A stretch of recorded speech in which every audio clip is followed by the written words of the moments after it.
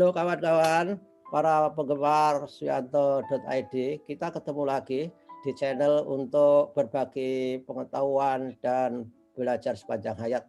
Kali ini kita berbahagia masih bersama dengan Ibu Dr. Yuli Rahmawati yang pakar dalam bidang penelitian kualitatif. Seperti yang sudah pernah kita dengarkan apa penjelasan beliau di 2 sesi yang terdahulu. Nah, sesi ini kita akan berbicara mengenai teknik pengumpulan data dalam penelitian kualitatif. Tentu ini berbeda dengan teknik pengumpulan data di penelitian kuantitatif yang biasanya berbasis instrumen yang itu ada dicari reliabilitas, kemudian validitas, dan kalau itu tes kognitif dicari tingkat kesulitan, daya pembeda, dan sebagainya. Halo Bu Yuli, apa kabar? Ya baik, terima kasih Pak Yanto. Sehat, alhamdulillah. Amin. Kita juga harus berusaha Sehat. sehat. Sehat itu bukan hadiah, Yul. Sehat itu harus diperjuangkan. Iya benar, berusaha. Nah, kita kali ini akan berbicara mengenai teknik pengumpulan data. Tolong dijelaskan, Yul, kepada para mahasiswa kita, para dosen muda yang masih bingung terhadap apa yang seharusnya dilakukan dalam pengumpulan data penelitian kualitatif. Iya. Mari. Ya, terima kasih Pak Yanto. Jadi mengulang sedikit ya, karena kita sudah belajar karakteristik kualitatif tentang menginterpretasi, pemaknaan gitu ya, dan sebagainya. Jadi kita kembali lagi fokus kita memaknai, kemudian memahami partisipan kita secara mendalam. Maka teknik pengumpulan datanya tadi, karena fokus ke meaningful ya, kita bilangnya meaningful, maka dari interview yang utama, tapi bukan cuma interview gitu ya, jadi ada observasi, dokumen bisa dianalisis, foto dan dokumentasi yang lain ya, yang mungkin khususnya seperti etnografi kan banyak sekali yang hal-hal yang mungkin artefak yang emang harus kita kumpulkan. Nah, satu lagi yang mungkin agak menarik dan berbeda namanya narrative inquiry. Jadi narrative inquiry itu khususnya buat narrative research ya, yang sumber datanya kadang kalau kita bilangnya kalau di buku di handbook qualitative research bilang narrative inquiry, bilangnya bukan data collection tapi data generate data, karena kadang sumber datanya bisa jadi diri sendiri, kemudian bisa jadi sebenarnya orang lain, tapi itu ada di dalam diri karena kualitatif itu kan peneliti ataupun sudah ada di dalam dirinya, nggak perlu kita misalnya mengambil data ya, jadi bilangnya data generation. Ya, Nah, oke. isunya nih Sebentar, Yul. banyak nih Pak Yanto ya Ya, tentang sebentar, Yul. Saya ya. interupsi sebentar aja. Itu kan banyak hal. Bisa nggak kita specify di numbering? Karena mahasiswa kita tuh kalau nggak diberi 1, 2, 3, 4, 5, itu dikiranya tekniknya nggak ada, Yul. Jadi mari kita ulangi tekniknya. Biasa ya, Ya, tekniknya pointer. 1, apa? 2, apa? Tolong Ya, baik. sebutin. Jadi saya yang utama dulu ya, yang utama tuh 1 Ya, wawancara. Nah, itu ada nah, jenisnya banyak, itu ya. 1 yang pertama wawancara. 2 yang paling banyak dilakukan juga 2 observasi. Oke. Kemudian 3 ada jurnal reflektif atau reflektif jurnal, tapi ini hati-hati ya dengan reflektif jurnal. Oke. Ada di reflektif jurnal ini bisa dilakukan oleh partisipan, bisa juga dilakukan oleh peneliti. Kadang kita juga bilang itu catatan lapangan yang peneliti Oke. punya ya. Bagus. Tapi kalau sudah bilang statement jurnal reflektif, ada refleksi di situ. Jadi bukan cuma catatan lapangan, ada refleksinya di Ya. dalamnya. Ya, kemudian tadi observasi yang keempat dokumen analisis. Analisis dokumen ya, itu pasti Ya. diperlukan. Kemudian yang kelima ya tadi yang foto dan sebagainya, yang artefak mungkin saya jadikan 1 ya, foto dokumentasi lah. Oke. Dokumentasi yang kita butuhkan. Nah, yang terakhir yang ke-6 ya Pak Yanto ya. Ya. Nah, itu narrative inquiry. Mungkin saya ambil yang narrative inquiry saja karena sebenarnya nanti ada art based inquiry tapi mirip-mirip lah. Ya. Narrative inquiry terkait dengan khususnya narrative research itu yang Ya. agak beda gitu. Oke. Gitu. Jadi bagaimana kita menjelaskan satu persatu? Kita awali dengan yang paling besar dan paling banyak digunakan orang tadi adalah wawancara, ya kan? Ya. Dan wawancara itu ternyata tidak gampang. Kalau misalkan yang, interviewee-nya itu sakit gigi, itu susah tuh. Ya, jadi memang Ya, kualitatif nih terkait wawancara ya. Nanti kita belajar secara umum ada isu etis juga.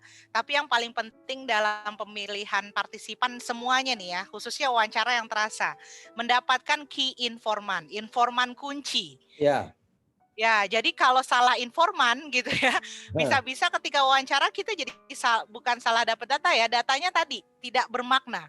iya iya, Jadi misalnya interview kan banyak jenisnya nih ya Pak Yanto. Dari sudut pandang jenis pertanyaannya ada yang struktur, iya, terstruktur tuh pertanyaannya seperti langsung itu to the point, nah itu yang ditanyakan. Kedua semi struktur, kita punya protokol interview, mhm. kemudian tapi itu bisa berkembang. Kalau Apa unstructured, apa protokol kalau interview? Protokol interview protokol itu interview tuh list pertanyaan oh, sebenarnya. Jadi, pedoman hmm, pedoman ya interview. pedoman. Tapi itu bisa berkembang kalau yang struktur interview tuh memang list pertanyaannya. Jadi kadang struktur interview pertanyaan satu, dia lanjut lagi gitu, nggak terbuka biasanya. Nah, Yuls, Karena kalau interviewnya itu sudah terstruktur, apakah itu tidak menyalahi hakikat penelitian kualitatif? Kalau sudah distruktur, berarti kita sudah punya paradigma dong. Sudah nah, memiliki mindset, sudah iya. memiliki persepsi tentang apa yang ingin kita ketahui, apa yang Mm-mm. ingin terjadi pada setting itu.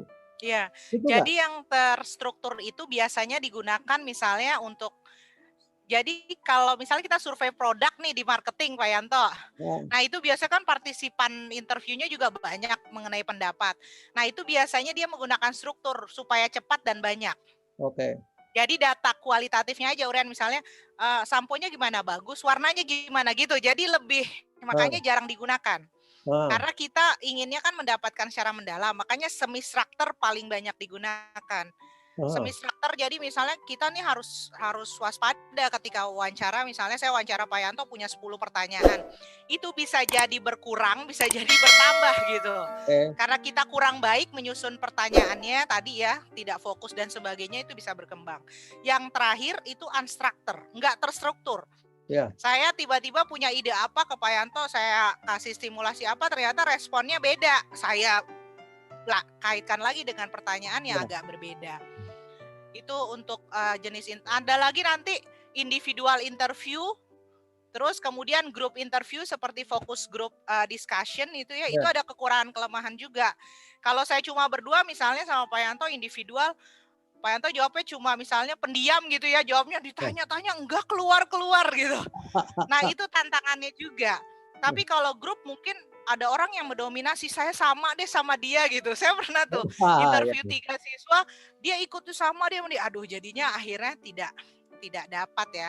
Ya. Nah, jenis interview sudut pandang lain adalah misalnya jenisnya ada yang sifatnya misalnya pakai email kah, pakai apa, itu ada. Jadi email interview itu jenis-jenis yang lain yang mungkin melihat toolsnya saja, bukan melihat jenis pertanyaan ataupun tadi ya jumlah partisipannya gitu. Ya. Oh, tadi wawancara itu untuk mendapatkan key information. Itu Mm-mm. sangat penting. Dari key information itu kita akan memperoleh another information. Gitu Iya, kan? Jadi ya, mendapatkan informasinya itu atas dasar informasi dari key information yang kita ya. juga mengenal sebagai apa itu snowballing. Nah, ya jadi di Ya, kualitatif kalau di textbooknya dituliskan pertama, yang paling pertama adalah purposive sampling. ya. Ya, purposive sampling benar-benar harus ada tujuannya. Terus yang kedua bilangnya sih kriteria sampling. Heeh. Jadi dia sebenarnya sih sama-sama kriteria ya. Cuma katanya sih yang di topik yang kalau saya sih langsung bilang itu sama dengan purposive sampling. Intinya dua-duanya harus pakai kriterianya apa gitu. Cuma yang kedua itu lebih detail, kayak misalnya saya butuh orang guru yang pengalaman 20 tahun. Heeh. Saya butuh yang laki-laki sekian, perempuan sekian. Saya butuh yang penghasilan. Jadi kan kenapa itu penting? Kita ingin mendapatkan gambaran semua aspek dari perumusan masalah kita. Nah, Oke. yang terakhir itu snowballing yang tadi, yang snowball itu yang Pak Yanto bilang itu.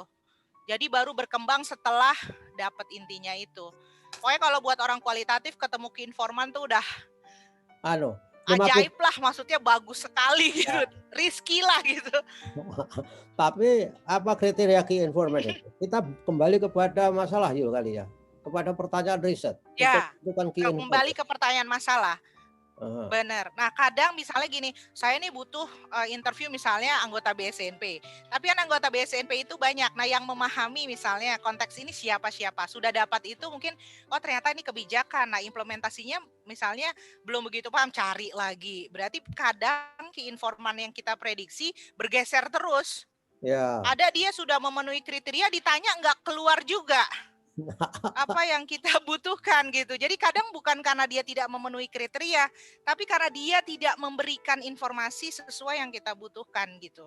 Ya atau juga bisa kriteria kita salah, bisa kan? Benar, Ya, benar, benar. karena Karena apa? kita nggak paham. Nggak paham membuat kriteria. Karena saya Benar, melihat mahasiswa itu kalau yang namanya key informant itu dikaitkan dengan posisi birokrasi dalam sebuah benar. institusi. Misalkan saja ketika key Paham informant semua apa? ya. Langsung cemol, kepala sekolah, langsung. Ternyata wakil kurikulumnya yang paham. Ya, oleh karena itu saya yakin bahwa menentukan key informant ini sangat-sangat penting. Ibaratnya sama dengan merumuskan masalah yang jelas seperti well stated research problem is half Mm-mm. that of its solution.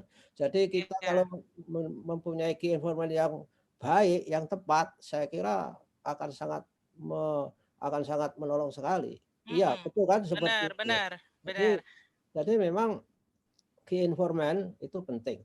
Lalu yang informan-informan berikutnya itu menurut pengalaman Juli, sampai seberapa banyak itu cukup? Berapa banyak dipandang banyak?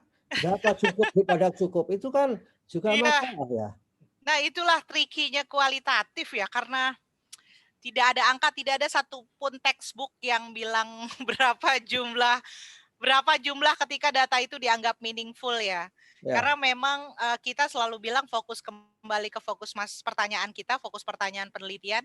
Ini saya hari ini dapat hasil review jurnal Pak Yanto, ya, disampaikan gini, ini kamu datanya kurang dalam gitu, perumusan masalah kamu tolong dipecah lagi gitu. Sampai udah publikasi itu masih sampai harus di breakdown saking apa yang data saya representasikan ya, kurang fokus dengan pertanyaan. Artinya gini, kita kan meliti besar. Kadang untuk publikasi kan cuma sedikit yang diperlukan ya, space ya. 6.000 kata. Jadi saya harus benar-benar bisa jadi mengambil sub bagian dari perumusan masalah saya itu pertanyaannya untuk merepresentasikan data di situ gitu. Jadi itu kekuatannya. Nah, jadi yang paling penting adalah menjawab sesuai dengan itu. Yang kedua ada istilah saturasi data yang kemarin saya nyatakan.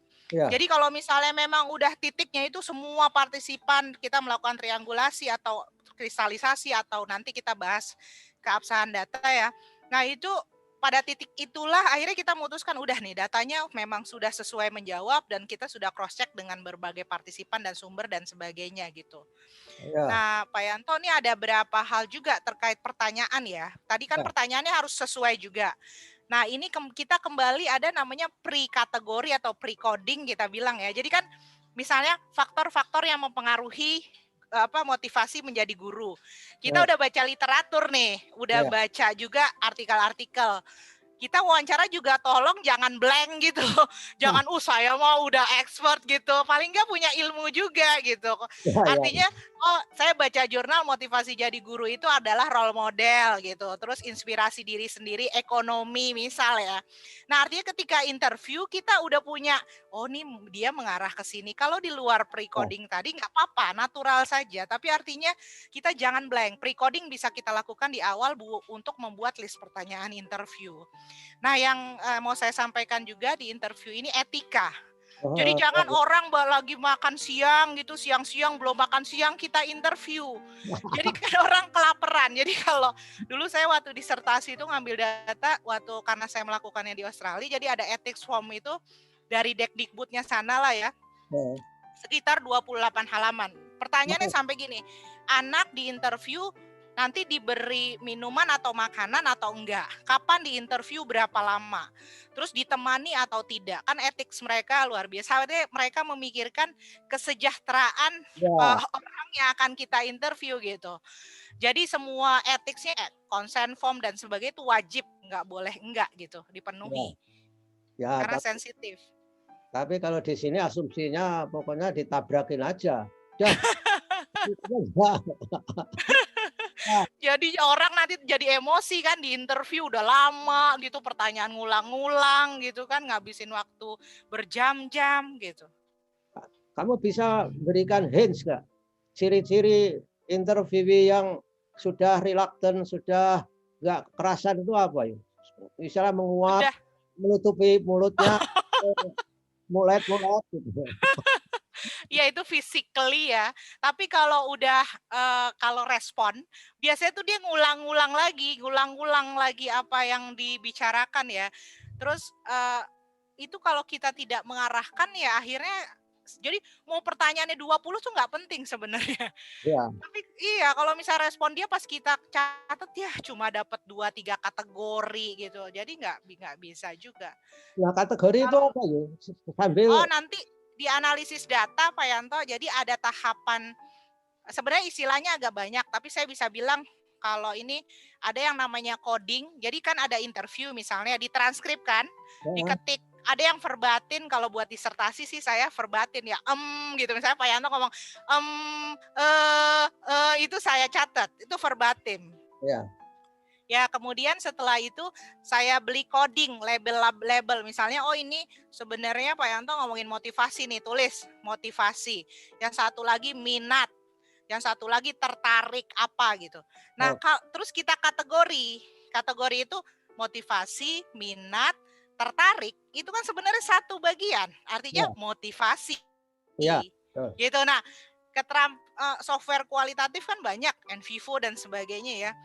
Nah, sebenarnya itu software hanya tempat mengklasifikasikan dan sebagainya. Maksudnya artinya coding dan kategori tetap otak manusia. ya, betul, ya, Jadi menentukan itu motivasi dan sebagainya itu otak manusia.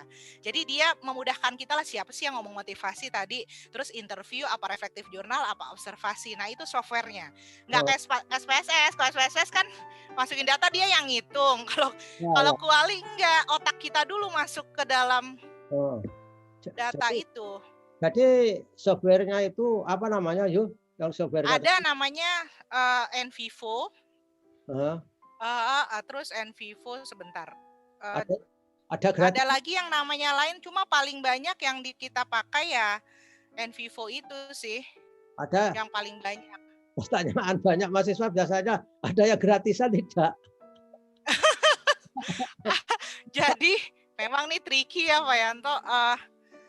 Jadi kan dia yang buat kebetulan di Australia, karena yang buat itu mahasiswa, suaminya kalau nggak salah suaminya yang mahasiswa, istrinya jadi S3, mahasiswa S3. Kemudian kadang lihat istrinya kebingungan dengan banyak data, coding coret-coret kertas, akhirnya dibuatkanlah software itu. Nah, kalau di Indonesia ada yang harganya sih lumayan ya, 10 juta, 15 juta. Cuma kalau yang di Tokopedia dan sebagainya 200.000, ada yang bahkan 70.000. NVivo itu, NVivo Ya, itu. ya. Jadi saya kalau kuliah, di mata kuliah saya diajarkan penggunaan NVivo itu, Jadi softwarenya. itu sebetulnya softwarenya itu kan tidak bisa mikir, hanya bisa mengklasifikasikan, Ya, mengkategorikan. ya. Ya, Kemudian jadi mengetahui sumber, rapi lah. Jadi kalau misalnya jurnal minta kita mana nih analisis kamu, kita bisa tunjukkan hasil mappingnya dari kita konstruksi di NVivo, nanti kayak jadi konsep map Pak Yanto. ya, ya, ya. Mungkin nanti kita bisa bahas pas analisis data ya. Ya. Lalu Jenis-jenisnya banyak. hubungan coding dan kategori tadi, Yul. Coding itu Ya, belum bentuk konsep, tapi kalau kategori itu kan konsep besarnya ya. ya. Kayak apa? Kita mengklasifikasikan ini ada warna merah, biru, kuning, hijau. Hmm. Misalnya terus kita mengklasifikasikan warna primer, warna sekunder misalnya gitu. Atau kita mengklasifikasikan warna pelangi, itu kategori. Oh, mengapa disebut kategori Nah, warna pelangi? Karena iya. kita campuran dari mereka.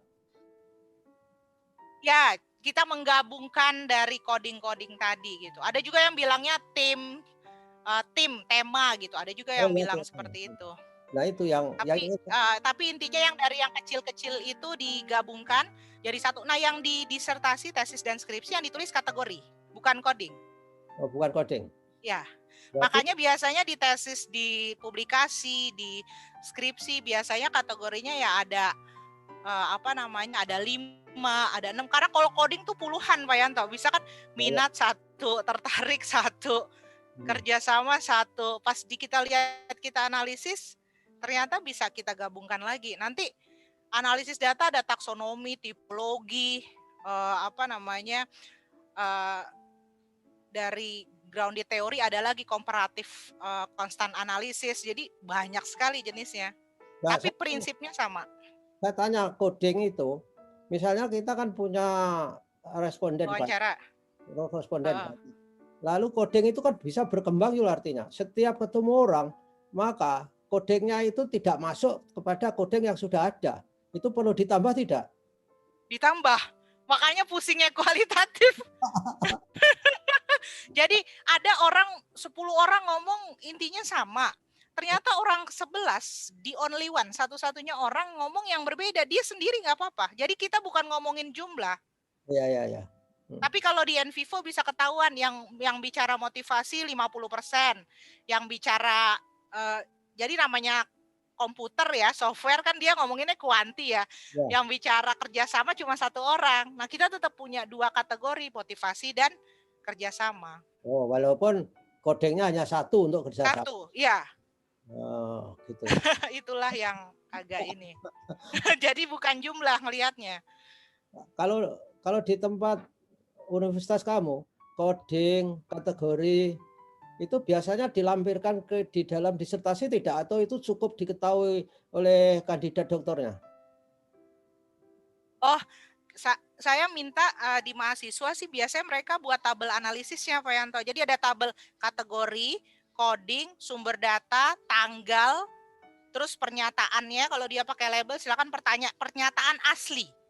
Jadi kekuatan kita sebagai penguji ataupun pembimbing kita akan melihat sinkronisasi. Ini data mentah, dia pindahin ke coding, dia Ya, kategori. Nah, kategori. tugas kita adalah memastikan, makanya itu namanya audit trail. Kita Oh, memastikan itu benar. Jangan sampai jadi pembimbing tidak ngeh yang dikutip itu, ini kamu kok bisa bilang ini motivasi, ini mah bukan motivasi. Nah, bagaimana mensinkronkan itu selain teori ya tadi ya, expert. Jadi mahasiswa harus bisa menjustifikasi data mentah sampai ke coding itu karena berdasarkan teori apa sampai jadi kategori. Dia juga harus punya expert yang jadi biasanya tugasnya dosen pembimbing sih meliniarkan antara itu setelah mahasiswa melakukan analisis gitu. tapi kalau Makanya yang sering gak sinkron itu Pak Yanto, ya, kutipan wawancaranya apa, ujungnya tema atau kategorinya tuh apa gitu. ya jadi di situ ketahuan dong yo, mahasiswa yang bohong di situ ya. Yang Iya, kelihatan. ya, yang Malah kalau misalnya pembimbingnya lebih ini lagi, mana transkrip interviewnya? Itu mahasiswa saya kadang bawa tuh tebel banget, tapi saya sih nggak pernah minta. Cuma mereka nunjukin, Bu, ini bener nggak sih Bu? Ini kayaknya minat apa bukan ya Bu? Misalnya dia ragu ya dengan coding yang dia lakukan. oh, wah sangat menarik gitu. Jadi tidak ada kan yang namanya orang ya. Saya Benar. tidak menuduh mahasiswa berbohong, tapi berpikir bahwa semua orang itu kan takut gagal gitu. Karena takut gagal maka yang mulai coding, kategori, kemudian yang terakhir tadi verbatimnya ya, analisisnya ya. Iya, iya, data Ya, data mentah itu kan luar biasa ya. itu kan bisa difabrikasi itu. Bisa terjadi kan? Ya, Pernah nggak menemui hal seperti itu dalam prakteknya? saya sih banyaknya beberapa tuh biasanya, tapi bukan kualitatif yang seperti itu ya. Karena agak susah ya.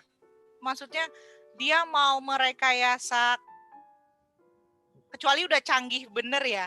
Karena kan kita tahu teori juga. Maksudnya gini, kok dia bilang pernyataan ini, kok iya gitu.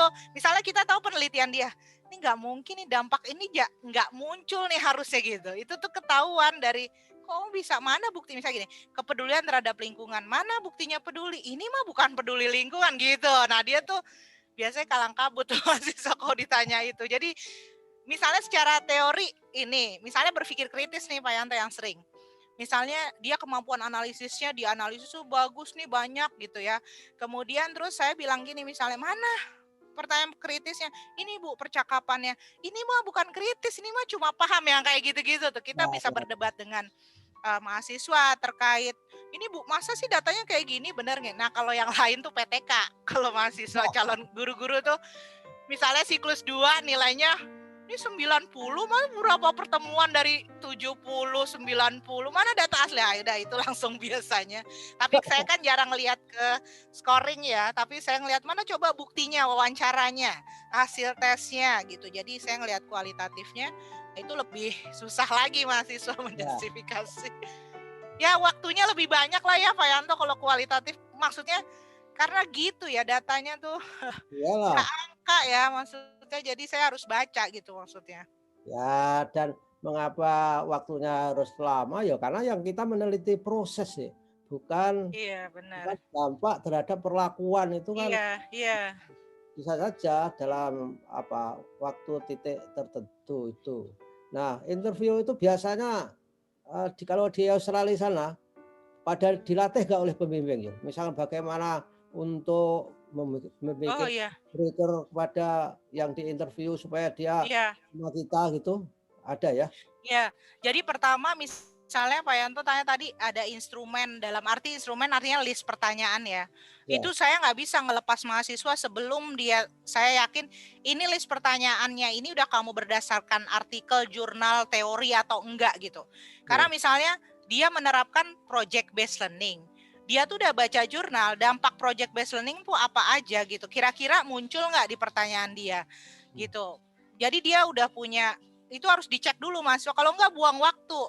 Karena oh, kan di tahap analisis data ada reduksi data, Pak Yanto, di kualitatif. ya, Jadi ada reduksi data, jadi maksudnya datanya banyak tapi karena nggak sesuai dengan jawaban pertanyaan, jadinya dibuang-buang gitu. ya, mhm, Nah itu yang mungkin agak sulit ya. ya, Internet saya baik-baik ya. ya, bagus ya. Yul, kalau nanti pada saatnya ya, reduksi data itu kan pernah diminta nggak oleh seorang pembimbing? Mana yang kamu reduksi gitu? Kan bisa ngomong aja Iya kan. sih kadang anak-anak tuh langsung masukin data yang sudah selesai reduksi. Karena biasanya gini, ada yang tadi saya cerita, ada orang yang diwawancara ngomong ngalor ngidul, nggak dapet kalau coding, boro-boro coding ya, Hmm, boro-boro kategori ya, codingnya aja dia nggak bisa dapet karena si orang yang kita interview ngomongnya kemana-mana di luar iya, iya, yang iya, kita maksud, iya, dan mahasiswa itu nggak ngekat atau mengarahkan, maksudnya ini maksudnya ke arah mana. Ada juga mahasiswa yang gini kalau interview, bagaimana pembelajaran menurut Anda saat ini? Ya baik gitu. Udah baik itu titik, pindah ke pertanyaan selanjutnya. Saya bilang, saya nggak bisa kamu masukin data kayak gini di kualitatif baik, terus kenapa itu baik gitu. Nah itu iya, iya, iya. skill-skill itu kadang ya mahasiswa cukup sulit ya, kesulitan gitu. Jadi kadang, jadi bukan ngelihat jumlah, tapi kalau ngelihat makna tadi, Ya, makna. kadang interviewnya banyak, panjang, pas dibaca, ya ini mah isinya apa. Ya, Kadang ada orang yang ngomongnya sangat bermakna, isinya mungkin paling, seperempat apa, mungkin halaman gitu ya isi interviewnya, ya, tapi dari satu interview itu bisa jadi 5 coding gitu Pak Yanto, karena ya, ya, ya, statement dia sangat meaningful. ya. Nah itu salah satu ciri key informan tuh. Nah, iya. Wah, jadi itu yang disebut dengan deep interview itu saya kira Yes, ditandai yes, oleh munculnya banyak coding, kategori, dan itu tentu related dengan research question kita ya. gitu ya. Jadi itulah Iya, kendalinya. Nah, itulah saudara-saudara, kelihatannya baru penyelesaian interview ya. saya juga harus belajar menginterview yuk soalnya. Jadi, saya kira ini, baru bagian awal dari apa, pengumpulan data. Kita udah bicara interview, minggu depan yuk kita bicara dengan, kedua dari 6 tadi yang sudah disebutkan. Saya kira Iya. yuk jangan Kalau dilupa yang lain sepertinya lebih cepat karena interview kan memang agak ya. yang utama ya. Mhm. Nah, ya. Nanti kalau kurang nanti diperbarui lagi, diperdalam lagi. Baik, baik, baik. Karena kalau kita ngomongnya panjang-panjang, nanti yang dengarkan di tengah-tengah ngantuk gitu. Ya. Bener, bener. Langsung live. Ya, jadi tiba-tiba apa YouTube-nya malah sudah pindah tempat lain. Ke channel yang lain. Ya, ya oke lah. Saudara-saudara, ini kebersamaan kita dengan Dr. Zuli Rahmawati tentang analisis data bidang penelitian kualitatif. Terima kasih Zul. Ya, terima kasih Pak Yanto. Sehat-sehat. Ya, mudah-mudahan kita sehat. Kita akhiri ketemu minggu depan ya. Terima kasih. Ya. Assalamualaikum warahmatullahi wabarakatuh. Waalaikumsalam warahmatullahi wabarakatuh.